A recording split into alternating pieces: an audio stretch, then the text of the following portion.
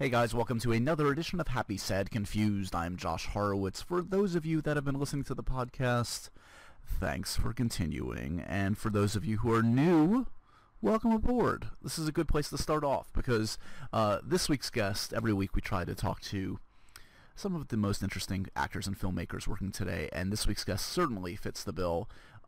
Since I started the podcast, a few names have definitely bubbled up on Twitter for people that people want me to talk to, and I am very happy to deliver one that has been very much requested. This week's guest is, of course, Kristen Stewart, who she's still so young, but has just crafted such an amazing career. I mean, even throw away the Twilight movies, which you shouldn't because they are a huge part of pop culture in the last 5-10 years.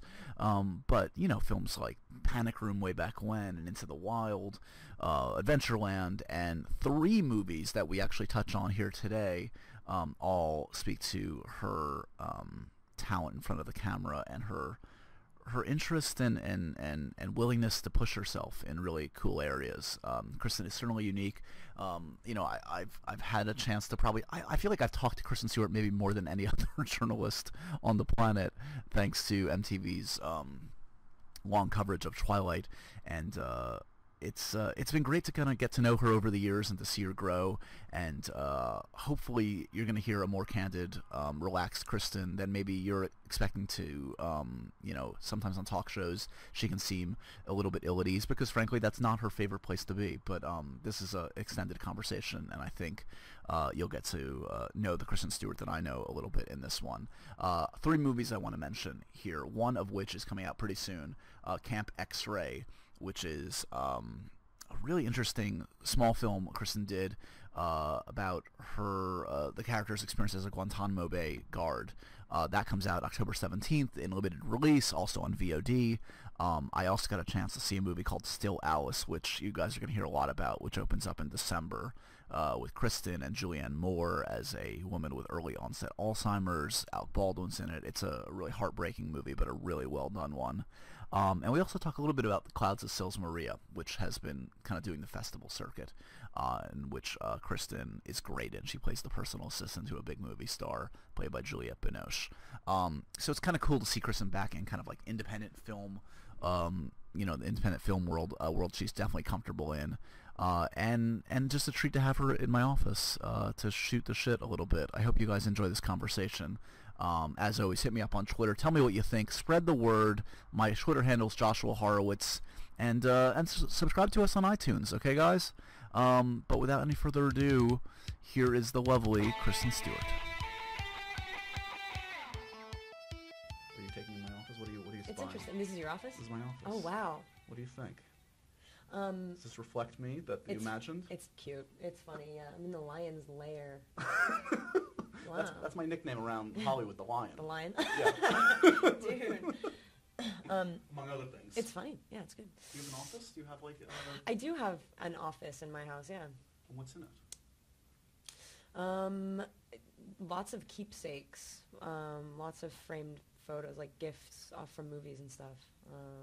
Do you make a point at this point now for each film to keep a memento, or does it just kind of happen naturally where like you have something that just kind of emerges? It happens pretty naturally. Yeah. Sometimes I get to the end of something and I go, I don't have anything, and then I make it a point to grab something. Yeah. So I mean, obviously, I know your parents obviously were and are in the industry, and I would think that given what they do and what they did, do you feel like that affected kind of like your attitude on sets? Like, do you have a greater appreciation of like the crew and sort of like everyone's role on a set? Yeah, I mean, my first step into the business was solely because I idolized my parents and thought it was so cool that they went to work and came home with so many stories and like lived such rich lives that, not everyone's parents can say that they like love their job the way that my parents did. And I was always so curious about what they did when they went off for 18 hours a day, or when my mom went to Thailand for 3 months and then came back for 6. It was like, something that I wanted to be a part of. And so, I think also I would have done anything, I feel like a crew member on movies. Like I hate that separation that sometimes is like forced upon, people are intimidated and think that there's this dividing line between like, Yeah. the actors and the director and the producers and then the crew. I try to abolish that immediately. As soon as I get on a set, it's like, no man, we're all doing this together. very much together. Yeah. That must piss you off when you see, I'm sure there are experiences when there's an actor or whatever, we're not going to name names, but like when they're like holier than thou and think that they're It's different. just awful. It just makes for a nobody wants to be around that. Nobody's going to feel proud and happy at the end of a day to think that we all contributed and did something cool and learned and blah blah blah. It just is like, it's a bummer. I've been lucky though. I haven't really worked with assholes. A couple, but can't even remember. Yeah. So what was do any of the visits to any of those sets of your parents strike a significant chord growing up? Was it one in particular that jumps out at you? My mom worked with a director named Brian Levant for a number of years, who did like kids A lot of movies. kids movies, Yeah, and so I was like, it was so I was an extra in the Flintstones. Right. There was just one day where I was like, this is so cool, and he was like, go put on a tunic, and I was like, yes. I don't know, like Christmas movies. I remember, I think she did Jack Frost. That was really fun seeing like a fake snow set. Yeah. So, well, tell me this. So, like the first, so you had a bunch under your belt already, even by the time you did Panic Room, right? But was Panic Room something like the first one where you were like a key enough member where you're doing press for the movie and you're kind of like a part of kind of the talent, quote unquote, that is helping promote it? Yeah, I did one movie before Panic Room, and so my first taste of having to do interviews about movies was on that, and even then, like it started there. I was so scared. I just took it too seriously. I remember I did this interview in a surf shop in the Valley, like down the street from my house, because like a friend owned it, right. And I walked in and they were setting up like chairs and cameras and microphones and like, I was 11 or 12 once the movie finally came out and we like started doing stuff for it. I was like baffled by my responsibility to sell and talk about this personal experience. Did my job. Yeah, yeah, it still kind of baffles me, but like So it was, what about the actual experience? Because I know you've talked obviously over the years a lot about Panic Room, but it strikes me like Fincher is not the typical experience for any actor. I just saw Gone Girl, which is amazing. I don't know if you've I haven't seen it yet. It's so good. So like at that point, did you realize, even then, having done a little bit before then, that this was an anomalous kind of experience, the way he obviously puts actors through the paces in a good way and does a lot of takes, etc.? Right. I knew because of my mom's experiences with making movies. It was definitely like an elevated, much more intensive, vigorous experience. Yeah. We shot for so long too. I was on that movie for like a total of 8 months or something like that. Right. And we rehearsed for 2 weeks. Then Jodie came on. Like it Right. was this huge, it was really long. It was like a huge chunk of, it was like a school year for me. Right. Did Jared's dreads make an impression? I still haunt your dreams. dream of, maybe one day being able to pull those That off. could be your next hairstyle. Yeah. It'll be like spring breakers. Exactly. I'll get a grill. Amazing. So what was like, were you ever trying to like, was the goal ever to do like a TV series or anything like that? Like a lot of actors out in LA was like, oh, they need to get on the... Right. Was that ever part of it, or was that just something that even then you were like, that's not necessarily my thing? When I was really young, before I did my first few jobs, I would audition for commercials and just anything that would anything Sure. that came up. I was not good at it, and I wasn't into it. I had so much fun auditioning for movies. Even the year that I auditioned, sort of, it sounds silly now. It was a year. I was 9, but I thought it was a long time. But like, to no avail. I had so much fun just sitting with directors in rooms and auditioning scenes. And I absolutely hated going in for anything that wasn't you know, like creatively Yeah. infused with this energy. It was just like, it was so obvious. Even when I was little, it was like, It was the early BS detector was already kind yeah, I of was coming like, in. I really want to do a TV series. But I would have if I was younger, you know, before. I just got lucky. I just started Yeah. doing features really young, and so that's where I stayed. So what happens or happened, like, when that kind of thing clicks in your brain for yourself or another actor in the scene? Like, do you like scream out, "Oh, that This fucking is- just didn't feel real"? Like, are you like, Yeah, constantly. And there are typically at the end of a movie, like at every rap party, there is a montage cut together for people to watch and laugh at of me just going, no, fuck, that was wrong, no, liar, liar. Yeah, I can't go forward. And, you know, a lot of times, like, I'll have directors say, like, just hold it. It's fine. I liked it. You know, maybe you lost it for a second, but there was a chance to find it again. And Right. if you keep cutting yourself off, like, you know, just don't be you lose self-conscious about momentum it. probably? Yeah. And so I was like, I'm trying to get better at going forward with things that aren't working, but typically it's better to not leave that bad taste in your mouth and feel silly. Right. You never want it to be like, you know, you're treading on something that you know, there's an honor to it. And I feel like if you mess it up, it's like, ugh, let's like forget that. Yeah. And, yeah, start again. So is there then an impulse or a push or a pull then to, like, push yourself way, way, way out of your comfort zone and something crazy? You know, say, like, tomorrow to do, like, the Judd Apatow comedy that no one would necessarily I predict would for love you. to do something like that. I would jump in head first. Yeah. Yeah, I would just, you know, it's about, like, finding the right people. It's about being comfortable and like, Right. you know, I just did a movie with Drake Doremus. Yeah. And I like, absolutely love him as a filmmaker. His approach is, like, really coincides with mine, but also, like, I've had so many people say, we're going to have a genuine experience. You know, there's no expectation here. There's no pressure. Whatever we wind up doing is what the movie is supposed to be. This is us. Right. We're going to put ourselves up there. That is it.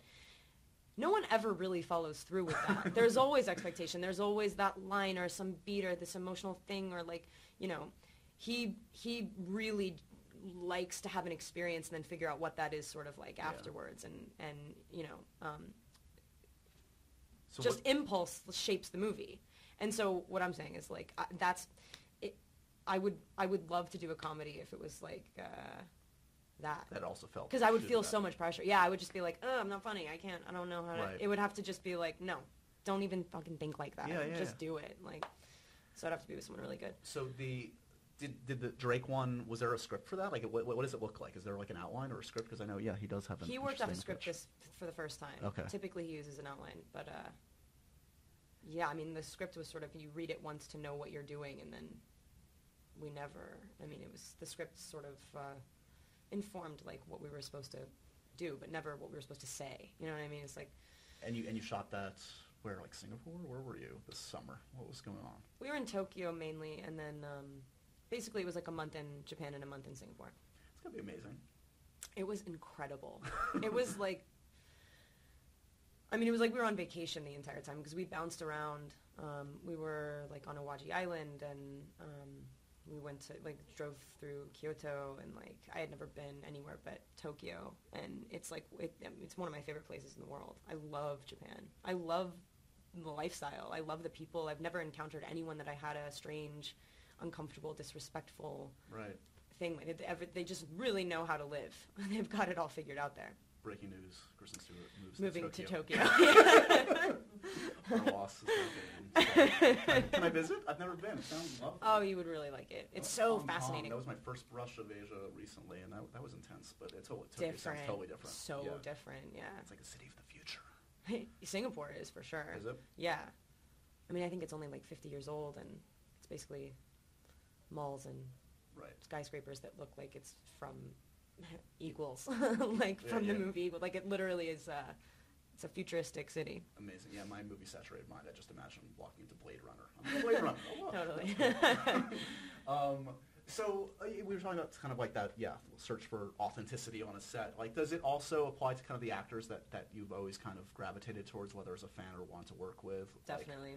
I mean, like the Sean Penns, and you got to work with De Niro for a second on that Yeah. film. Is that safe to say? Absolutely.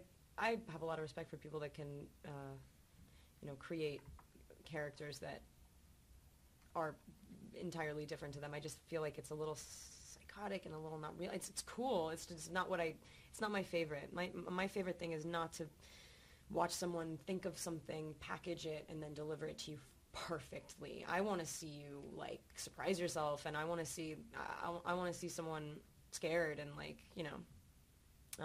so I think people like that are usually a little bit more willing to do that. So what are the actors that you've seen up close that actually work opposite that, where that goes through your brain? You're like, that's what, the technique is kind of what I aspire to, what their bravery, etc. Julianne Moore, absolutely. Yeah. Yeah, and Juliette Binoche. Even though they are really different, their styles are, their approaches are entirely different. Had you met Julianne way back when you worked with Bart? Because that was yeah. Catch That Kid, right? That was Bart's film. Yeah, love Bart. I love that family. It was so cool to work with her. It was like, I've been really lucky. The women that have played my mothers in movies I've just worked with insane, incredible people. Truly, but with her, like she was. I want her to be my mom. I love my mom, but I would like to have two. Like it was so easy. It was like breathing. It was And let's talk a little bit about Sils Maria, which is great too, and I love your role in that one. And I can only imagine the fun you had with that kind of role.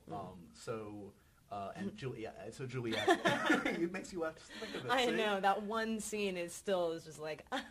There's some lines in there that just feel so like it must have just rattled something in your brain, like where this could just come out of my mouth anyway. I was giddy saying the lines. Yeah. It was like it was tailored to me, but it wasn't. I mean, he wrote the script, didn't have me in mind at all. That was hilarious, and it was so interesting to talk about on set too. Like, it makes the movie more relevant and interesting because you just sense that I know what I'm talking about, rather than, you know what I mean? Rather than having someone just saying lines I don't really have familiarity with. Like, I literally had to keep the smile off of I had to keep like the blood out of my cheeks. I was like turning red. I was like, this is hilarious. It's also awesome because it captures what must be a very unique, strange kind of relationship between, actor and personal assistant, etc. Where it must in some cases blur the line between friendship, but you're paying that person too. You're in their employ. Yeah.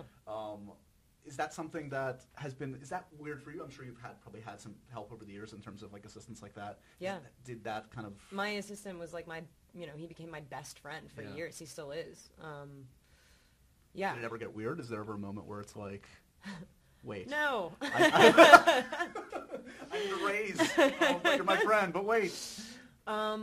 We just didn't. I want to work with him. I want to make movies with him. You know what I mean? It was just at a certain point, it was just like, I definitely don't. Well, you definitely don't want to be working for me, quote unquote, anymore. Like, done. Like, you're my friend. This is it. Let's like go forth. Too. Yeah. Yes.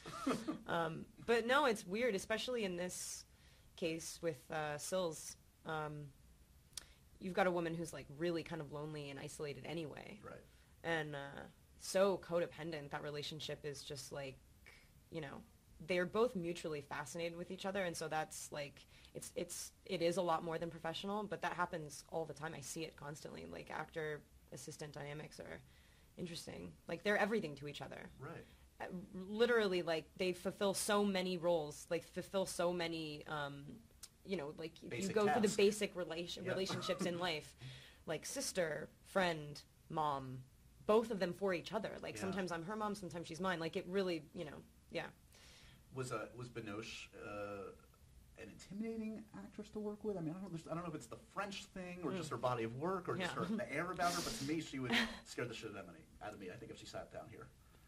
Yeah. I mean, she would also like bewitch you because she's, incredible. She's everything you fantasize about. Like, you're like, so she must be really heady and like, eccentric and kind of kooky and intimidating, and sits there with like her cigarette and her coffee in the morning, and is just like everything you would expect that like iconic French actress to be, because she's so smart, like, and expresses herself in a way that is so not American. Like, it's like so lofty. and she reveals you to you. Like, it's like she pulls you right out of whatever. She cuts through. Yeah, instantly. Everyone is just like, boom, boom. Like, heart is just like on the table, and it's a serious Scary. like power. Yeah, she's a powerful woman. Do you keep that kind of that cliched? This is one of those cliched interviewer questions. I don't know why I'm asking it, but like that cliched kind of list of other actors that you're dying to work with, or not? I don't know. I mean, yeah, I'm sure that if we thought about it, that there's a ton of them. I want to work with him again. I love Michael Shannon. Yeah, amazing, right? He's so rad. Talk about a presence when he walks in the room. I know. Even physically, he's so huge. Yeah. I don't know. So these 3 films, because there was a break that wasn't, I don't think it was planned necessarily. Did these all come kind of relatively in quick succession? I know X-Ray was the first one, right, after a bit of a break. Yeah. X-Ray I had read, and then we started making it. And the other projects I think I had read Still Alice ages ago, and it's just some of these movies take some time to put together. And did you shoot that one here in New York? Yes, first time. I've never really shot a whole movie here. I was going to say, I can't recall you being here for a significant period of time like that. It was great. I really loved it. So what do we have to do to get you to move here? I know you're born and bred. I love LA, man. I know. I love it. I love New York too. I'm here a lot. It just seems, knowing, again, to go back to the BS detector, maybe this is a cliche as a born and bred New Yorker, and I have a bias against LA. You do, and it's sad, because it's so not full of Really? S. Yeah, no. It's rad. Honestly, like, it has a bad rap, and I think that, like, most people that don't like LA, at least within our industry, it's because they go for work, or they go knowing certain people. Like, you think everyone is in the business there. It's so not the case. Like, you grow up, you go to high school there. Most people that you know have nothing to do with the movie industry or the music, anything. You know what I mean? They're just like normal people living in Los Angeles that are not fake, weird, Jamba Juice drinking. I'm clearly hanging out in the wrong circles. Yeah, exactly. I don't know. Would you just haven't tapped into the cool side. Okay, give me a list of the cool places to go. Help me out. What about the prospect of, whether it's in New York or somewhere else, is theater something that you think about? I haven't seen much of it. Does something, the nature of what that is, not jive with like your process, you think, or does it feel like something you'll get to at some point, or not? It's just not on a list for whatever reason. I think because I'm so not familiar with it, I just haven't really considered it. Yeah. I love working really hard, and I like consistent work, and I'm definitely not intimidated by the workload, but it's different. I like sort of like stints of Intensity, hard, yeah, and then done. And I really, really love the privacy of it. Right. Not to say you don't have that in rehearsals and stuff, but I would be willing to try it. Absolutely. I think one thing I might love is to feel, sometimes pressure is a huge like motivator. I think if there were 100 people in front of me, it would be like, you better go. Right. Like, you better go now. Do you know what I mean? Like, and so I would like to feel what that feels like. I love the continuity of it, being able to tell a story from start to finish every night and have the entire experience. Yeah, that'd be interesting. It's interesting, because I was just talking to somebody else about, like, they were asking me if I get nervous for interviews, and I feel like it's comparable to what you were just saying. It's because, and maybe you can sense this about me after these years, like, outside of interviews, I'm not, like, a necessarily social person, and I feel like I'm overcompensating everything by like putting myself in these crazy situations in front of crowds and stuff. Yeah. It's just like, it's like psychically just getting through shit. Totally. It doesn't seem like it's the most, it is weird. You're not like somebody who seems like they were like, I am going to become. Oh yeah, I want to be Ryan Seacrest. I want to be, yeah, exactly. No. Well, yeah. I mean, I can completely relate. That's how I feel. Yeah. Most of the time, like not on a set, but when I'm doing any bit of press, like I'm about to go do Fallon, right? And that 10-minute period is already like making my hands sweat. Are you doing a bit? Are you going to do anything, or just the interview? Oh, I don't want to spoil it. No, I'm not doing anything. I'm just going to hang out. Because when you do your first bit, you're doing it with me, not Fallon. That's got what it. I'm saying. What do you mean bit? Let's do a So- bit now. No, I can't improvise. I'm not freaking... No, genuine experience. Genuine experience. Just be It will yourself. be a genuine experience, but we're going to riff. No, Michael Shannon, he played a non-sexual escort for me. That is really funny. He was amazing.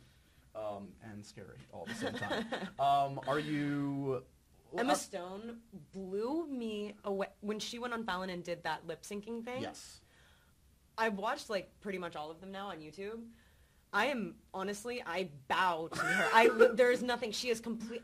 I've always been a huge fan. I think she's hilarious. But like, that was. I could never. There's just no fucking way in hell. I'm so blown away by that performance. Like, I just saw her last night in Birdman. Oh yeah. Oh my god. Is that a good movie? This movie it's the best movie I've seen this year. It's amazing. It's somewhat of a continuous shot, right? I've heard that it's sort of like... and I'm such a geek for that. Yeah, like, me I too. grew I up, love like, that. I don't know if you ever watched, like, any of Brian De Palma's stuff. Like, Totally. he was into all that. And this is supposedly it's not one continuous shot, of course, but it masks it throughout with some seamless editing. But the filmmaking, the performances, That's so Edward cool. Norton, amazing. What are you watching much of anything? TV, film? What are you geeking out on right now? I've been off for a week, so no, not yet. So you haven't caught up on everything? What? Yeah, no. Is there a list? Is there a TV show that's like, oh god, I better get through that? Because everyone's telling I me haven't have to see seen. it. Yeah, House of Cards. I haven't seen that yet. It's really good. Yeah. I just worked with an actress that was on it too for a little bit, so Nice. yeah, I want to see it. I would throw in Fargo in there, which Really? That was so strange when I saw the billboards for that. I was me like, too. what? I know. What? I know. And but it's really good? It's one of the best things I've seen. In That's years. one of my favorite movies ever. And it's weird. It's not like a sequel. It's just kind of like a riff off of Fargo, which is amazing. Are you in your week off or in your downtime on sets? Are you writing? Are you kind of like playing around with stuff? And what kind of stuff, like when you have your downtime, what are you trying to creatively do outside of acting? Well, as you know, I write a lot of poetry, so I still do that. And I have something prepared for you today. I actually read one of them in Equals, and it like just made me. I was such a like vulnerable little moment for me. It was like, come on, just do it. It was cool. I wrote my short finally. There's just this little thing that I want to do, Yeah. but You directed recently for the first time. You directed the music video. yeah. What? Nothing. It was awesome. I had a great time. It was literally, I kind of followed my friend around for a bit and cut together like a short montage of like her life, and yeah, that's it. It was really fun. I was in Nashville and LA and drove all over the place, and yeah, it was awesome. Between that and the Jenny Lewis music video, you're just knocking everything off the bucket list. There's going to be nothing left for you next year. That was so much fun. Was it amazing? Oh my god, I was at like that. That was another like just do it. Like, because initially I was like, I can't even imagine talking to her. You know what I mean? Like, so I couldn't say no. Your performance in it is something that like felt. I don't even know what that was going to be. She was just like, just come on, we're just going to hang out and like shoot some stuff. And I was like, okay, I don't really know what that means, but like I can't say no. After I've talked about you in 1,000 interviews. I can't ruin my life and say no to that. I have to do myself a favor and like just do it. Right. But yeah, no, it was awesome. Cool. Who was it? Anne Hathaway was in that. What was Brie Larson? Brie Larson, yeah. She's amazing too, right? She is so cool. Yeah. Yeah, that was a really good day. Rad chicks. Rad chicks all Yeah. around. Yeah. So what? Speaking of rad chicks, like it struck me whenever like this got a lot of attention when like Emma Watson went out in front of like the UN and made this amazing speech. It got all this attention. Yeah, that was cool too. Amazing, right? Yeah, she's awesome. Do you feel like at this point, like, are you? I mean, you've been through such like a crazy ringer in terms of media insanity. Like, do you feel like you could ever do something comparable to that at this point? Like, would you feel comfortable being more outspoken in that way, whether it's whatever issue is you're into at the time? You know what I mean? Right. Or does it feel like it's just not you, and again, you need to be you at the end of the day? Right. I would love to. I would love to like spearhead projects, and I would love to fund certain things. I'm never going to stand up in front of the UN and make a speech. That's just really not you. probably not going to happen. You know. Because I had an offer for you. Unless something That's happened. a shame. Yeah. You know, I respect the hell out of her. I think that was awesome. Yeah. Yeah, I mean, you can like affect change without being. Yeah, there are 1,000 ways. Yeah, exactly. But you know, who knows? Maybe something will happen and I'll feel you know, moved to like, you know, shout from the rooftop something, but I'm not sure what that is yet. When you got the on the caller ID or whatever, and it said like Stephanie Meyer or Summit or whatever, Twilight, were you like, oh Jesus, here we go again? Recently, when they were Recently? yeah, well, I'm sure they, however they reached out to you and asked about the whole judging thing or whatever we want to call it. were you like, oh my God, here we go again, or what? I mean, like, I'm fairly in touch with those guys. Yeah. So yeah, it wasn't weird. I was like curious about it, and you know, flattered that they wanted me to be a part of it. I think it's cool. Like, I think I'm all about women in film, and I'm generally just kind of interested to see what people make. Yeah. It seems like, and obviously inevitable that they were going to try and figure out what the logical next step is, and this seems like, oh, a crowdsourced kind of thing. Let the fans figure it out for us. Yeah, it's a cool little project. Yeah. I don't even know really I don't know too much about it. I can't wait to see. I don't even know like the scale of, exactly. Yeah. Like, how did they get the money to make their little movies, and like who are they? How old are they? I know nothing about it. I'm curious. You may have noticed there's an Indiana Jones fedora on my desk, and that's not from me. And it's filled with some random questions. You don't have to, don't worry, I know there are like 100 in there. You don't have to answer all of them. Oh, okay. So why don't we finish up with a couple of these and see what fate has in store for you. You ready, Kristen? If it's a bad one, we can do a different one. What do you got? Zombies or vampires? Oh, God. Couldn't have chosen a better question. Or a worse one, depending on your perspective. Right. Okay, well, I don't really have an answer for that. Should drugs and or prostitution be legalized? Oh, wow, provocative. They're not all that I don't know what is in your hand that's like picking these particular questions, but you're getting an interesting bunch. You know, I think there's two sides to that coin, which I understand both. I don't know. Okay, I don't have an answer for that. I wonder. I mean, it would be interesting to know how people would react if they weren't told no. Right. You know what I mean? It makes something entirely desirable as soon as someone says no to you. But at the same time, I definitely think, the country isn't going to hell now that a bunch of states have legalized marijuana. We're still standing, so there's that at least. Right. We need to finish on something softer. Okay, yeah, maybe not that one. When I was a kid, my hero was. There we go. That's good. I didn't really have one. That's the thing. I'm trying to think. Like, when I was in kindergarten, I wanted to be a rock star, and as soon as I turned 9 or 10, I wanted to be an actor, but I never was like, oh, I'm gonna be a movie star. Right. It's always like way more into musicians, to be honest. Nice. Well, idol worship can be a little dangerous anyway. That's weird. Yeah, I'm really not into that. I was super into Jim Morrison for a bit, which was really funny when I was like very, very little. Probably too little to actually. Yeah. Yeah. I was like, I don't know what any of this means, but it feels cool. That amazing Oliver Stone film, The Doors. Val Kilmer, he was Jim Morrison. Yeah, he was great in that. Right? Yeah. It's always good to see you, my friend. Congratulations on all the films, the 16 different films coming out in the next few months. Camp X-Ray, Clouds of Sils Maria, and Still Alice, which I know when people eventually get to see, everyone's going to love your performance in Julianne's. Thanks for stopping by the office. No, man. Thanks for having me.